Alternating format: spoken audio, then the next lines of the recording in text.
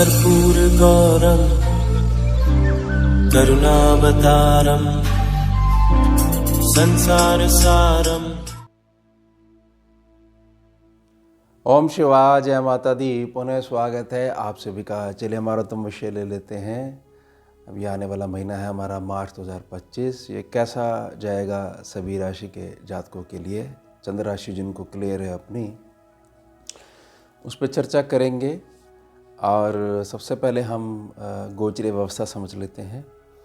और अगर आज आप जो मैं आपसे प्रार्थना करूंगा सभी राशि के जातकों के लिए उसको समझ जाते हो तो मई तक का जो महीना है आपका बहुत ज़्यादा उत्तम जाएगा। वीडियो बन रही है मार्च के ऊपर, लेकिन जैसे मैं प्रार्थना करूंगा अगर उसका मूल समझ जाते हो तो मई तक का महीना आपका बहुत अच्छा जाएगा। और अगर मई तक का महीना आपका बड़ा उत्तम जाएगा तो आने वाले बाकी जो समय है वह भी आपका अच्छा जाएगा। तो सर्वप्रथम हम गोचर समझ लेते हैं सभी ग्रहों के निमित्त। सूर्यदेव 14 मार्च तक जो रहेंगे वो कुंभ राशि पर रहेंगे। उसके पश्चात 14 अप्रैल तक ये जो है मीन राशि पे गोचर करेंगे।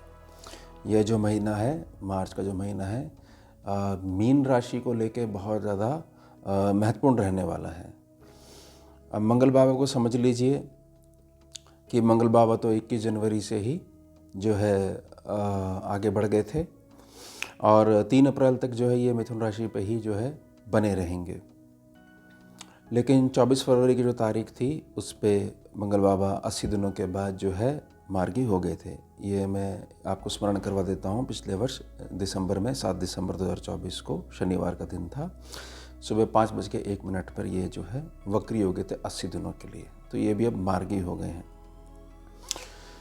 बुध देव जो है वो 27 फरवरी से लेकर 7 मई तक मीन राशि पर गोचर करेंगे 69 डेज़ के लिए। और यहाँ पर ये नीच प्रभावी होकर गोचर करेंगे। उसके साथ में 15 मार्च से लेकर 7 अप्रैल तक 24 दिनों तक वक्री भी रहेंगे बुध बाबा। और 18 तारीख से लेकर 8 अप्रैल तक 21 दिनों के लिए अस्त भी प्रभावी रहेंगे। नीच भी हो गए, वक्री भी हो गए और अस्त भी हो गए। बृहस्पति देव जो है वृष राशि में बने रहेंगे। और ध्यान रखिएगा कि 14 मई 2025 दिनों का बुधवार रात्रि को 11:20 पर ये मिथुन राशि पर गोचर करेंगे, यानी वृषभ राशि से फिर ये आगे मूव करेंगे। शुक्रदेव देखने में कागजी कार्रवाई में उत्तम लग रहे हैं क्योंकि 28 जनवरी से लेकर 31 मई तक ये मीन राशि पर उच्च होकर गोचर करेंगे, उच्च प्रभावी बने रहेंगे। अब मार्च महीने में 19 तारीख से लेकर 23 मार्च तक 4 दिनों के लिए अस्त भी रहेंगे। ये बहुत ज़्यादा इम्पॉर्टेंट जो है तिथि रहेगी। शनि बाबा बहुत महत्वपूर्ण 29 तारीख को 29 मार्च 2025 दिनों का शनिवार रात्रि 11:01 से 3 जून 2027 तक ढैया का जो कर्म रहता है मीन राशि पर गोचर करेंगे। इसको लेके आप सबको ज्ञान हो ही रखा है। लेकिन महत्वपूर्ण क्या है? महत्वपूर्ण ये है कि 28 फरवरी 2025 से 9 अप्रैल तक 40 दिनों के लिए अष्ट प्रभावी बने हुए हैं। और राहु बाबा और केतु बाबा 18 मई तक, जैसे राहु हैं वहीं बने रहेंगे यानी मीन राशि में बने रहेंगे, और केतु बाबा हैं वो कन्या राशि में बने रहेंगे। तो क्या कहा जा सकता है? ये कहा जा सकता है कि गोचर बहुत ज़्यादा इम्पॉर्टेंट है और बहुत ज़्यादा सीरियस होने की आवश्यकता है, किनको और किनको नहीं। क्योंकि देखिए शुक्र बाबा है वह भी अस्त रहेंगे, बुध है वह भी अस्त रहेंगे, शनि है वह भी अस्त रहेंगे। 3 अस्त ग्रह मीन राशि पर बैठेंगे। सूर्य भी वहाँ बैठे हुए हैं, राहु बाबा पहले से वहाँ बैठे हुए हैं। यानी केतु की दृष्टि में लगभग 6 ग्रह आ गए। अब बचा कौन? बचे मंगल सीधे और गुरु सीधे। लेकिन गुरु भी केतु को देख रहे हैं और केतु भी गुरुदेव को देख रहे हैं, और मंगल भी केतु को देख रहे हैं चौथी दृष्टि से। और उसके पश्चात आने वाले समय में मंगल देव भी नीच प्रभावी हो जाएंगे। कौन बचेगा? एकमात्र बचेगा गुरु ग्रह। तो आप इस चीज़ को बहुत अच्छे समझिएगा कि गुरु की अहमियत क्या है। गुरु बाबा वृष राशि में बैठे हुए हैं तो एक प्रकार से शुक्रदेव को भी संभाल रहे हैं, जो उन पे जो वहाँ पर जो संकट है। राहु के साथ बैठने में, मतलब उनको भी एक प्रकार से इंटरनल रूप में पावर दे रहे हैं। उसके पश्चात केतु को भी देख रहे हैं, केतु बाबा कन्या राशि में बैठे हुए हैं, तो बुध को भी संभाल रहे हैं, जो बुध नीच प्रभावी हो जाएंगे। मंगल के घर को भी देख रहे हैं 7वीं दृष्टि से, वृश्चिक राशि को देख रहे हैं, उनको भी संभाल रहे हैं। और शनि बाबा जो अस्त हैं, जो कि एक मिरर प्लैनेट है बृहस्पति देव का, तो मकर राशि है, उसको भी देख रहे हैं। यानी जो सारा जो लोड है वह पड़ा हुआ है देवगुरु बृहस्पति पे। देखिए बहुत अच्छी बात है, जानकारी लेनी चाहिए, अच्छी बात है। बहुत ज़्यादा किसी प्रकार का जब संकट आता है तो ठीक है, बहुत सारी कंप्लेंट्स हो जाती हैं, एकदम से पैनिक भी हो जाता है, लेकिन ना सॉल्यूशंस पे काम करने से ही रिलीफ मिलता है। तो यहाँ सॉल्यूशंस ना इस बात पे नहीं है कि देखिए इतने सारे ग्रह मीन राशि पे बैठ गए हैं और मीन राशि वाले जातक बेचारे, उनको कोई मार्ग नहीं मिल पा रहा है, तो वो जितना अधिक जो है जानकारी लेते जा रहे हैं, विद्वानों को सुनते जा रहे हैं, तो उससे सॉल्यूशन तो काफ़ी कम निकलेगा। लेकिन पैनिक जो है वो ऊर्जा जो है बहुत ज़्यादा बढ़ती जाएगी। हमारे को क्या करना है, हमारे को बृहस्पति देव पे जो है बल देना है। हमारे को बृहस्पति देव पे जो बल देना है, उसके लिए मैं एक सामान्य उपाय बता देता हूँ सभी राशि के जातकों के लिए। 100 ग्राम हरी मूंग की दाल ले लो, 100 ग्राम सफ़ेद ज्वार ले लो, 100 ग्राम बाजरा ले लो, 100 ग्राम गेहूं के दाने ले लो, और 100 ग्राम काली उड़द की दाल ले लो, और 100 ग्राम चने की दाल ले लो।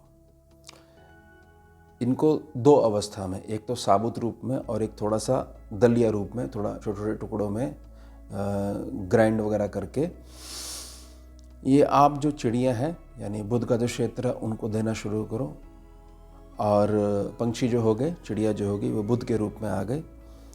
और जो चींटियाँ जो हैं, जो बिलों में रहती हैं, तो केतु, और ज़मीन के अंदर रहते हैं तो शनि, यहाँ पर देना शुरू करो। तो यह जो अवस्था होगी, यह अवस्था आपको बहुत ज़्यादा बल प्रदान करेगी। तो मेरी प्रार्थना यही है कि आपने बृहस्पति देव को बल देना है। और जो ये भूखे के भोजन में पैसे को पानी कराते हो, यानी एक प्रकार से उनका सम्मान करते हो, तो सम्मान ना एक मूल बीज है बृहस्पति को इम्प्रूव करने का। जो जातक सभी को प्रणाम करता है, सभी का सम्मान करता है, किसी भी अवस्था में कोई भी कर्म के कारण उसका बृहस्पति देव बिगड़ गया हो, वह स्वतः ही ठीक होने लग जाता है। अब बृहस्पति देव अगर ठीक हो जाएंगे, कुंडली में गुरु मजबूत हो जाएंगे, तो जीवन को वैसे भी सुरक्षा कवच जो है मिलता ही मिलता है। ध्यान रखिएगा, यहाँ मंगल देव से बड़ी उम्मीद है, लेकिन मंगल देव भी अप्रैल महीने में जो है नीच प्रभावी हो जाएंगे, कर्क में पहुँच जाएंगे ना, आगे बढ़ जाएंगे। अभी महावक्री हुए थे, अब ये मार्गी हुए हैं। तो एक प्रकार से जो जातकों को बहुत ज़्यादा दिक्कत आ रही है, वह पैसे के रोटेशन में आ रही है सभी राशि के जातकों के लिए। तो मेरी प्रार्थना रहेगी बृहस्पति देव को इम्प्रूव करने के लिए। मैंने अन्नदान पे जोर दिया है, मैंने इस बात के लिए बहुत ज़्यादा जोर नहीं दिया है कि एकदम से एक जगह एकांत में बैठ कर बहुत ज़्यादा पूजा पाठ करने लग जाओ। उससे भी अधिक फलदायी है भूखे के भोजन और प्यासे को पानी, अपने हाथों से कर्म करते हुए सेवा करना। चलिए अब हम जो 12 राशि के जातक हैं उनके संदर्भ में समझ लेते हैं, मूल समझ लेते हैं। और मूल जो है हमारा ये बुध, शुक्र, राहु, शनि, सूर्य ही रहने वाले हैं, क्योंकि ये एक जगह इकट्ठे हो गए और केतु की सीधी दृष्टि में आ गए हैं। चलिए प्रारंभ करते हैं। प्यारे प्यारे हमारे मेष राशि के जातक, देखिए यह जो चौकड़ी जो बनी हुई है, यह आपके द्वादश भाव में बनी हुई है। प्रार्थना रहेगी कि जो रात्रि का समय है, रात्रि का समय में अगर आपके पास यह नियम नहीं है कि मुझे उत्तम समय पर शयन करना है, और थोड़ा सा मेरे जो लोकेलिटी में संपर्क नहीं बन पा रहे थे, मुझे थोड़ा सा बाहर के क्षेत्र में भी जाना चाहिए, ये चीज़ नहीं है, तो थोड़ा सा ये जो महीना है आपके लिए डिस्टर्ब रह सकता है। इसको ना मूल समझिएगा, ऐसे नहीं कि एक एक सेक्शन जो है वो क्लियर करवाओ, क्योंकि ये गोचर की कुंडली है। अब गोचर की जो कुंडली है उसके लिए यह ज्ञान होना चाहिए कि मेरी लगन कुंडली की पोजीशन क्या है। अगर लगन कुंडली है ही नहीं और एकदम से यही नहीं पता चंद्र राशि है क्या, और गोचर को सीधे तौर पे जोड़ लेना, यह ठीक नहीं है, क्योंकि उसमें कोई भी कैलकुलेशन सीधी बैठ ही नहीं पाएगी। तो प्रार्थना रहेगी जो लोड जो पड़ा हुआ है आपके 12th सेक्शन पे पड़ा हुआ है, क्योंकि यहाँ पर आपकी मीन राशि पड़ती है। तो जैसे मैंने दान के लिए प्रार्थना करी है, ये करते हो तो उत्तम सॉल्यूशन मिलेंगे। सॉल्यूशंस कहाँ मिलेंगे आपको? सॉल्यूशंस मिलेंगे आपको आपके खर्चों में, सॉल्यूशंस मिलेंगे आपकी दिनचर्या में, सॉल्यूशंस मिलेंगे आपके जो लोकेलिटी से बाहर जो संपर्क हैं वहाँ मिलेंगे। और उसके पश्चात ये कहा जा सकता है कि खर्चे सीमित रहेंगे या थोड़ी सी उसमें कमी देखने को मिलेगी, और आय के साधन जो है थोड़ा सा बलिष्ठ रहेंगे। अदरवाइज जो जॉब करने वाले जो जातक हैं, जो किसी प्रकार के किसी के अंडर में काम करते हैं, उनको थोड़ा सा ये मार्च का महीना है थोड़ा सा विपरीत प्रभाव दे सकता है। प्यारे प्यारे हमारे वृषभ राशि के जातक, यह जो चौकड़ी है ग्रहों की, ये जो पंचग्रह जो बैठ गए हैं, ये जो मीन राशि पड़ती है आपके लाभ भाव पे पड़ती है।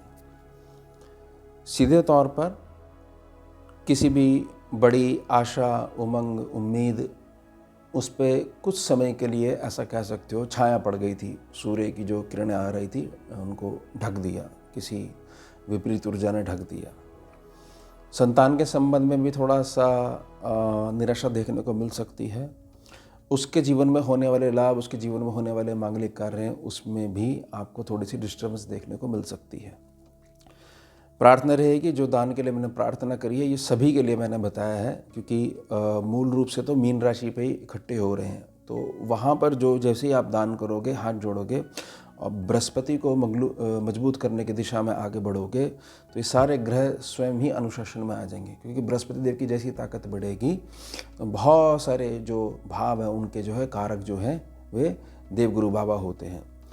तो कहने का तात्पर्य यह है, कहने का तात्पर्य बिल्कुल सीधा सा अर्थ समझिएगा कि सर्वलाभ जो सेक्शन है उसको बहुत ज़्यादा अहमियत देनी है, क्योंकि यहाँ पर शनि अस्त हैं, सूर्य भी बैठे हुए हैं, बुध भी अस्त हो जाएंगे, वक्री नीच प्रभावी, शुक्र उच्च हैं, लेकिन राहु के साथ बैठे हुए हैं। तो मई तक का जो महीना है वह लाभ के संदर्भ में बहुत ज़्यादा जैसे प्रार्थना करी जाती है ना कि दूध का जला छाछ भी फूंक फूंक के पीता है, वो सफ़ेद वस्तु देख के एकदम दूध दूध चिल्लाता है। तो इन्वेस्टमेंट नहीं करोगे तो ज़्यादा अच्छा है, जैसे हो वैसे ही चलते रहो। ये सभी राशि के जातकों से लिए प्रार्थना है मई तक के महीने में। जब तक ये राशि परिवर्तन नहीं करते 18 तारीख तक, तब तक थोड़ा सा संभल के चलिए। व्यर्थ में किसी की बात का जवाब भी देने की ज़रूरत नहीं है, स्वयं से जाके समझाने की ज़रूरत नहीं है। एक प्रकार से शांति काल इसको समझ सकते हो, और निरंतर प्रयास करिए कि बृहस्पति देव आपके मजबूत बने रहें। आगे बढ़ते हैं प्यारे प्यारे हमारे मिथुन राशि के जातक। कर्म क्षेत्र पे संघर्ष रहेगा ही रहेगा, उन्नति भी हो सकती है और एक प्रकार से थोड़ा सा डाउनफॉल देखने को भी मिल सकता है। उसका जो सीधा प्रभाव पड़ेगा वह आपके सुखों पे पड़ेगा। यह भी चिंता हो सकती है कि इतनी सारी मेरी इंस्टॉलमेंट जाती हैं, अब मेरे कर्म क्षेत्र पे संकट आ रहा है तो वह कैसे जाएंगी। उसके कारण घर में भी कलेश का माहौल रह सकता है। प्रार्थना रहेगी क्योंकि यहाँ पर ये मीन राशि है। इस बात को बहुत अच्छे समझिएगा कि जल में एक ऐसी प्रकृति है कि जहाँ डाल दो उस सांच को अपना आकार बना लेता है। प्रार्थना रहेगी कि तेल देखिए, तेल की धार देखिए, यानी समय देखिए। और धर्म अनुसार यही है कि बहुत ज़्यादा अगर आपके रूल्स अगर आड़े आते हों तो थोड़ा सा उनको साइड में रखिए, और कर्म क्षेत्र पे आपने हर हाल में बने ही रहना है। थोड़ा सा एडजस्टमेंट करते हुए, मैंने एडजस्टमेंट के लिए प्रार्थना करी है, कॉम्प्रोमाइज़ के लिए प्रार्थना नहीं करी है, वह लेके आगे बढ़िए। क्योंकि जो मई तक का महीना ना, सभी जितने भी राशि के जातक हैं, यूनिवर्सली ना भ्रम का महीना है। जो है ही नहीं उस पर रिएक्ट करे जा रहे हो, और रिएक्शन के कारण एक नई चीज़ पैदा करे जा रहे हो। यह है ग्रहों का माया जाल।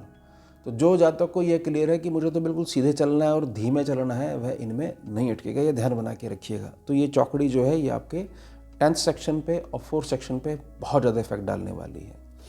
आगे बढ़ते हैं प्यारे प्यारे हमारे कर्क राशि के जातक। भाग्य भाव पर, पिता के स्थान पर और पितरों से, पूर्वजों से आने वाली जो पुण्य ऊर्जा है उस पर यह चौकड़ी फर्क डालेगी। और निजी जो प्रकृति है, निजी प्रकृति में डिसीजन लेने की जो क्षमता है उस पर बहुत ज़्यादा फर्क पड़ने वाला है। मेरी प्रार्थना रहेगी क्योंकि लाभ स्थान पे बृहस्पति देव बैठे हुए हैं और मंगल बाबा बैठे हुए 12th सेक्शन पे 3 नंबर राशि पे, क्योंकि सीधे हैं, डायरेक्ट हैं, मार्गी हैं दोनों ही ग्रह।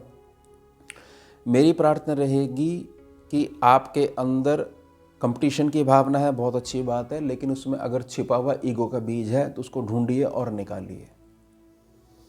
नहीं तो यहाँ पर जो केतु है, केतु नेगेटिव केतु में बदलना शुरू हो जाएगा और एक प्रकार से आप सॉल्यूशन ढूंढते रहोगे कि भाई जो है बहुत ज़्यादा अंधेरा है, मेरे को तो लगता है कि सूर्य कभी भी उदय नहीं होगा।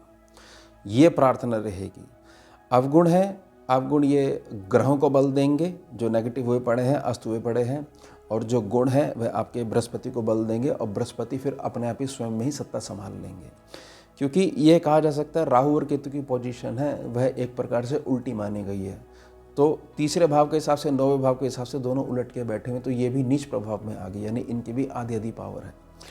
तो जो भी कार्य करा जाएगा वो बहुत ज़्यादा जल्दबाजी में करा जाएगा और बहुत ज़्यादा भावनात्मक रूप में करा जाएगा, और यही इंतज़ार ये ग्रहों की चौकड़ी से होने वाले नकारात्मक प्रभाव कर रहे हैं, इसकी प्रतीक्षा कर रहे हैं। और यहाँ पर जो है बहुत सारी चीज़ें उल्टी पड़ने वाली हैं।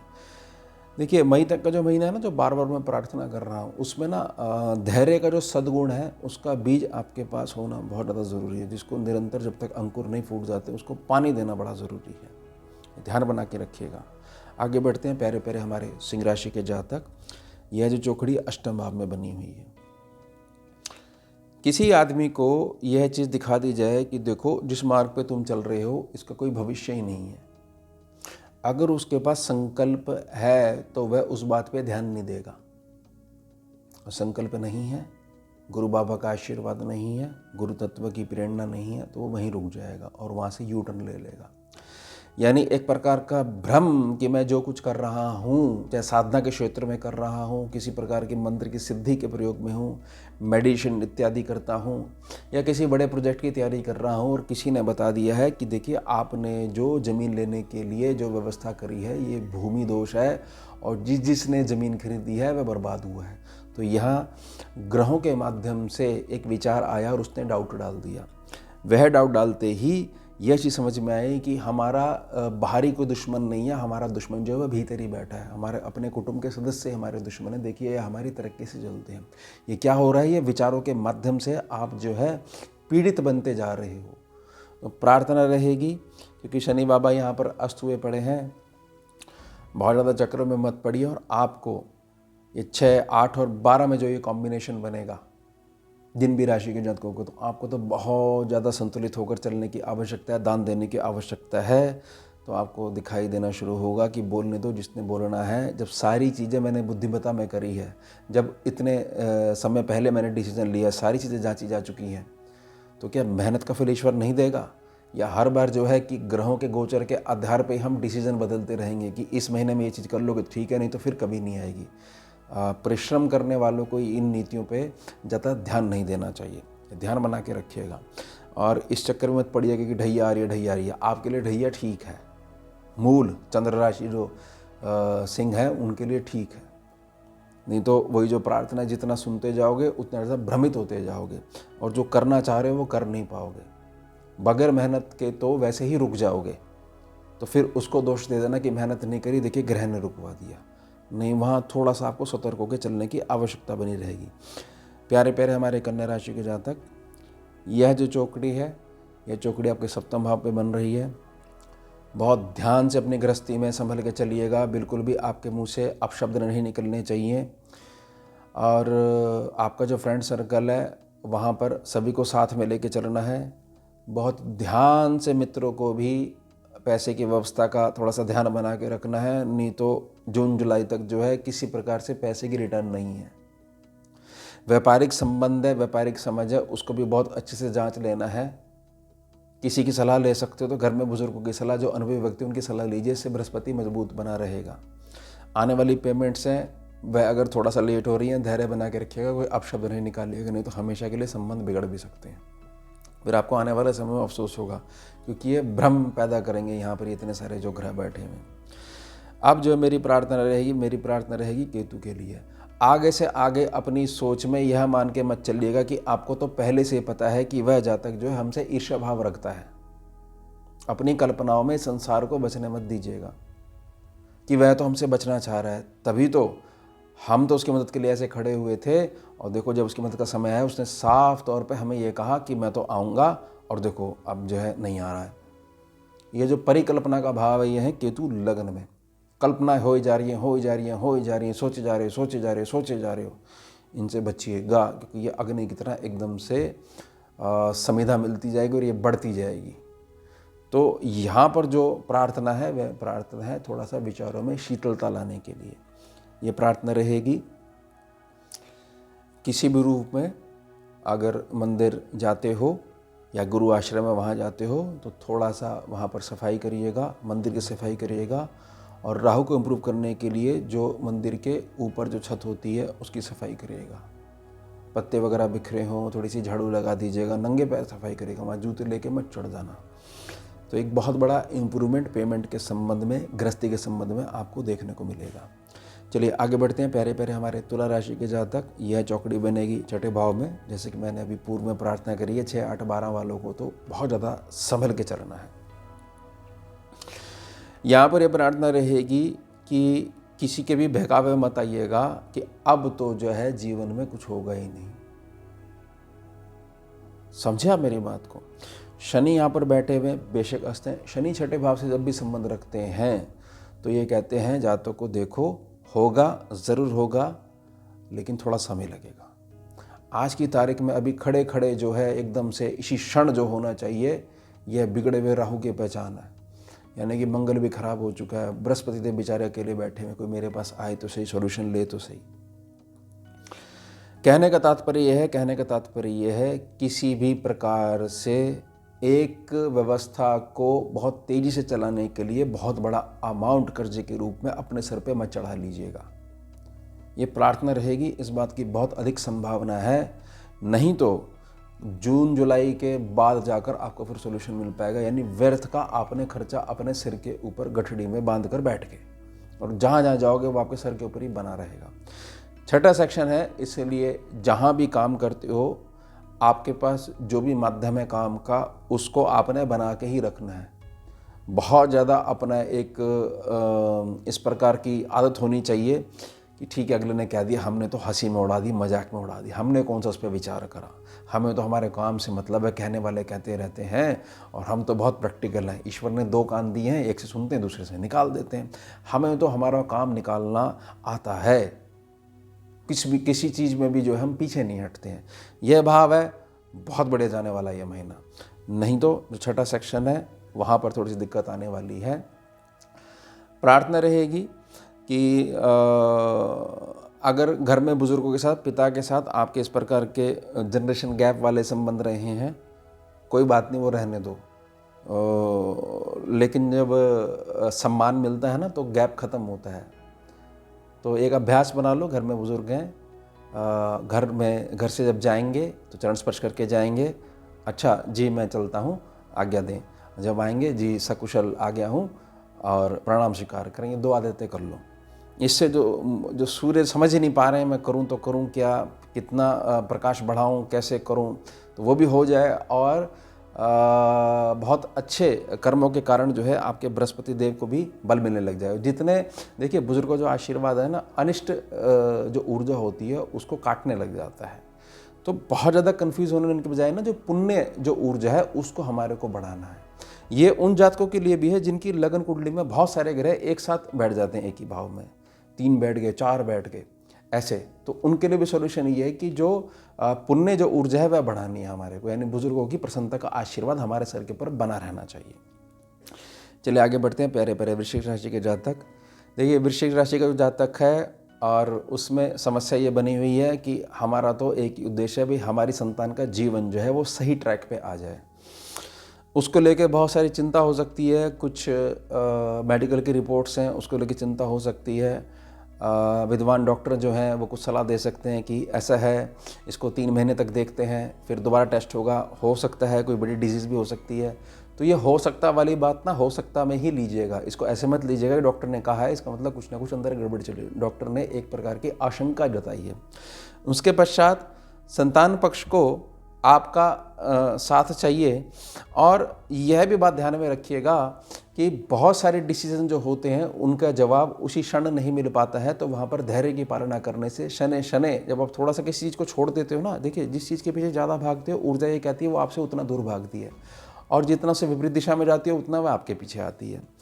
तो कहने का तात्पर्य ये है कि बहुत ज़्यादा अगर आपका जो संतान पक्ष है और थोड़ा सा वह जिस प्रकार की तैयारी कर रहा है उसमें संकट आ रहे हैं और डाउट्स आ रहे हैं, तो उसको सिर्फ और सिर्फ कंसंट्रेशन की जो पावर है उस पर थोड़ा सा ज़्यादा ध्यान देना है। और यह ध्यान रखना है कि थोड़ा सा जो औषधि समय रूपी जो औषधि है यह अपने हिसाब से ही काम करती है।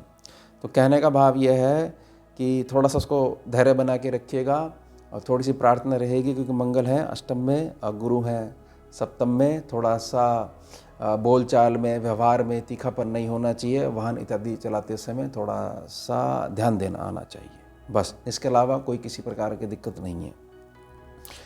और जिनको या वृश्चिक राशि वालों को ये बन रहता है ना कि किसी ने तो हमारे पे कुछ कर दिया है, छोड़ो मत देखो तुम ज़्यादा, गुरु बाबा पे बल दो, सप्तम भाव में बैठे हुए ये अपने आप देख लेंगे, अपने आप काट देंगे। ज़्यादा ध्यान दे के ना उस चीज़ को अपनी भावना में बड़ा मत बनाओ, ईश्वरीय ऊर्जा से बड़ा मत बना दो कि कुछ नहीं हो सकता, कोई काम नहीं आता, ऐसा मत करो। चलिए आगे बढ़ते हैं प्यारे प्यारे धनु राशि के जातक। ये जो चौकड़ी बनी हुई है, घर में बनी हुई है, एक ना मूल समझिएगा, जिस भाव में चौकड़ी बनी हुई है ना उस भाव को लेके बैठ जाओगे तो परेशानी बनी रहेगी।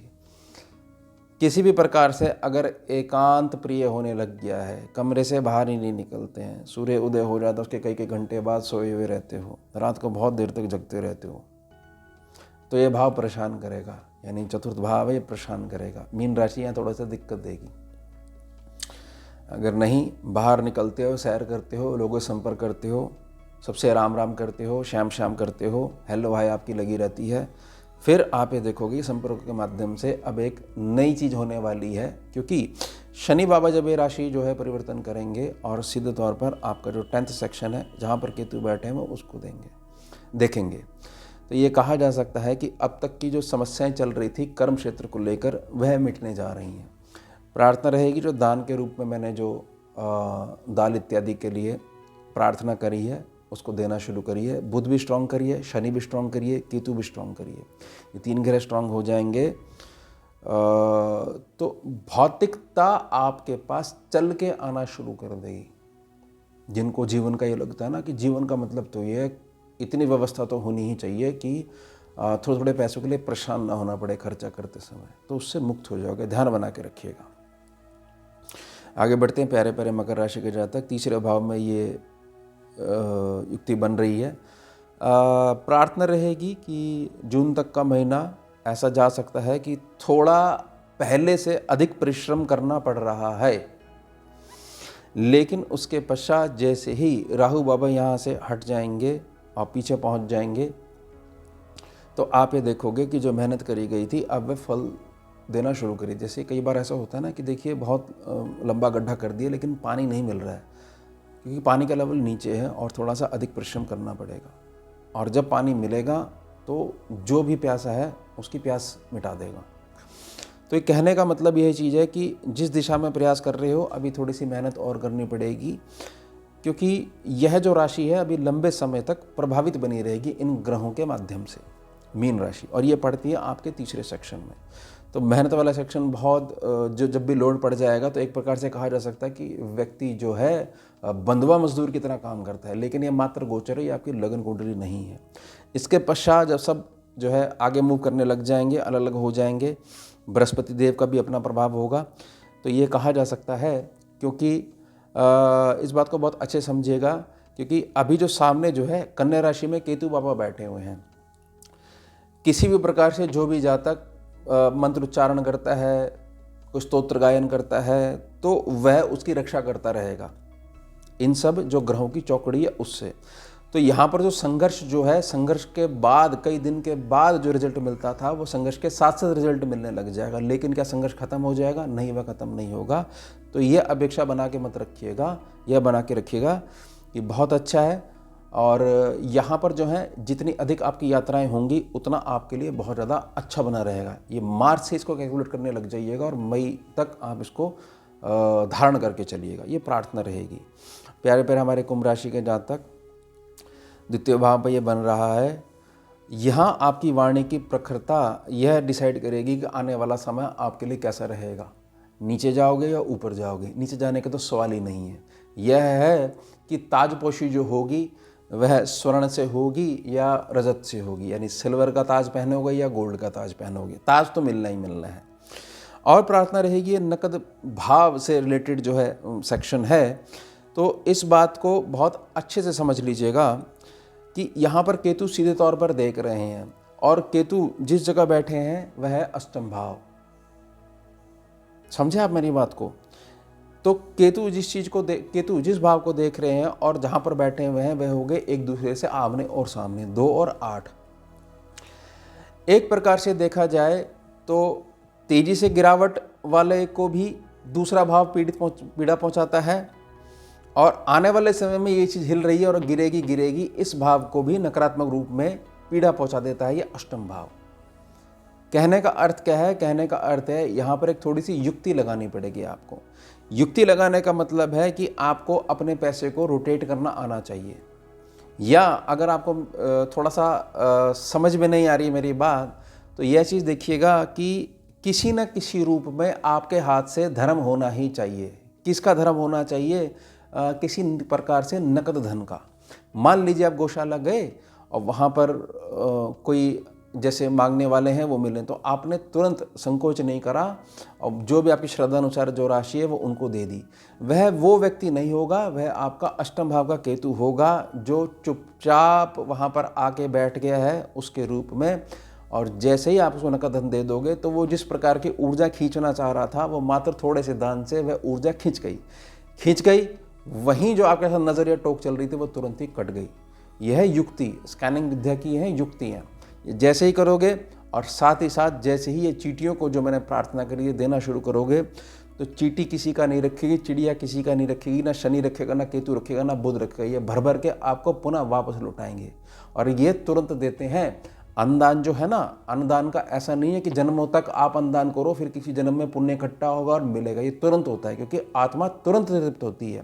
क्योंकि जीव आत्मा जो है आत्म तत्व वो सब में बराबर है, चिड़े में बराबर है, आप में बराबर है, चींटी में भी बराबर है। इस बात का ध्यान बना के रखिएगा। तो मांगने वाला है थोड़ा सा ऐसे मत करिएगा, देखिए हमारा हाथ पकड़ लिया और एकदम से ऐसे बोल दिया कि देव हमें बड़ा बड़ा फील होती है। ना ना ना ना, उसको ना ग्रह समझिएगा, ग्रह आ रहा है और वो चुपचाप चला जाएगा। आप चिंता मत करिएगा।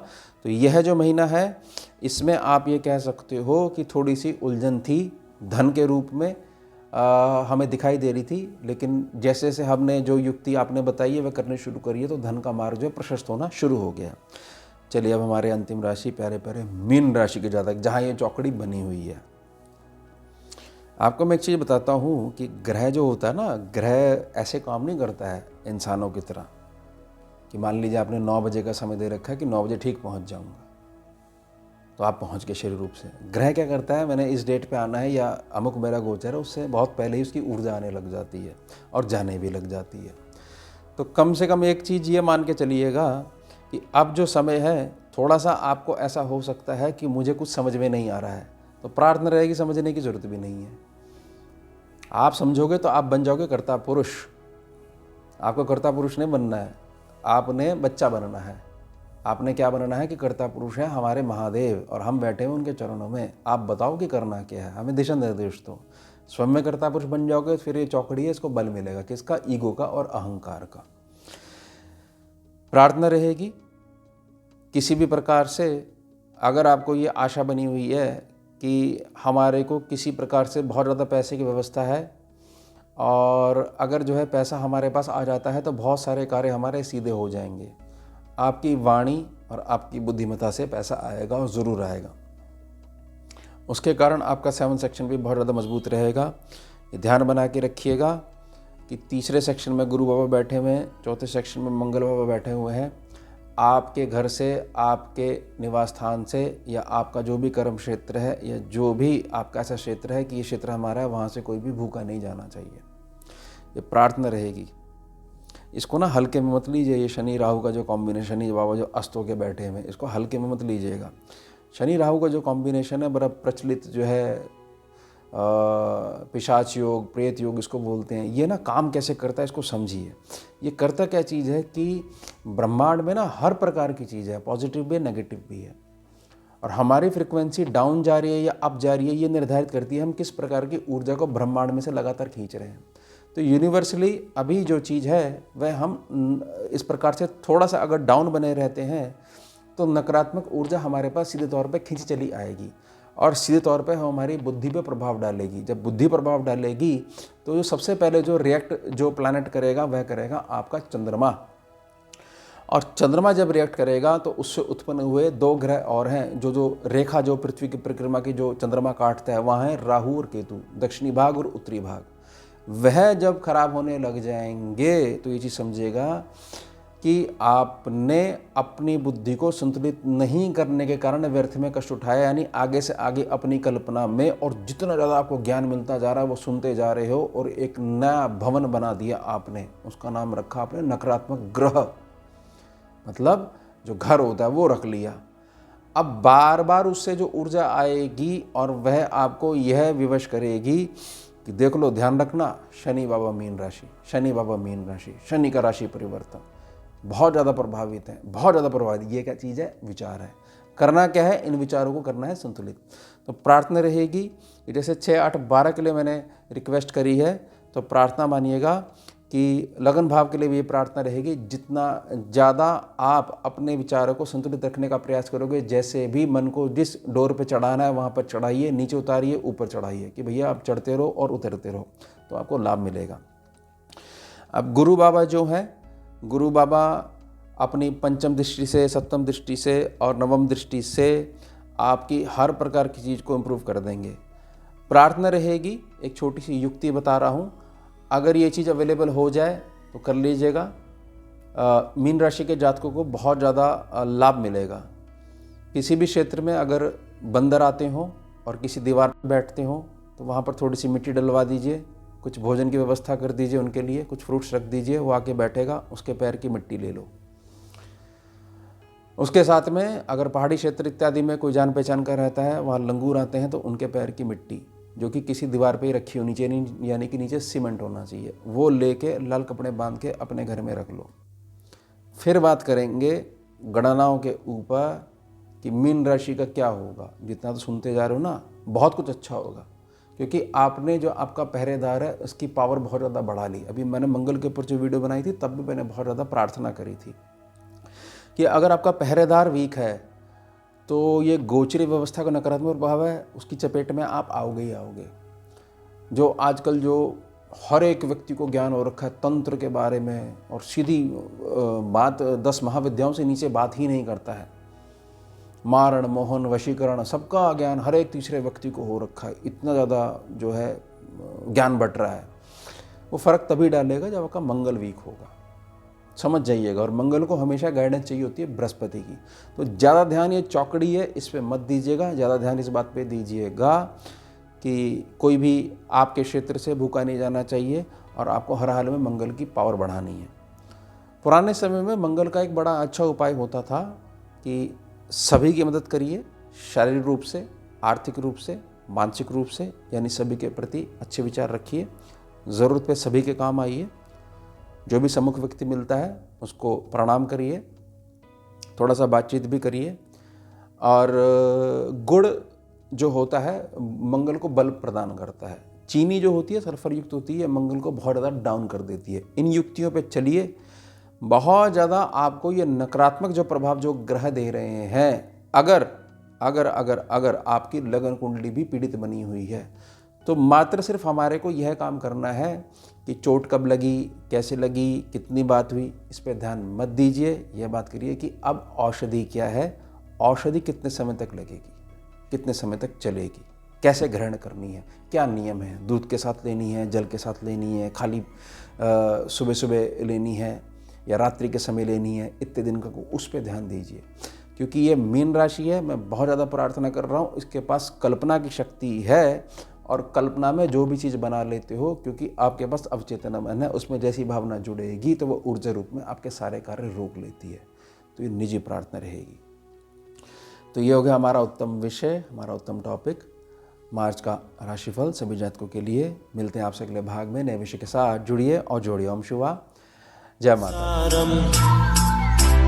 भुजगेन्द्रहारम् कर्पूर गौरम करुणावतारम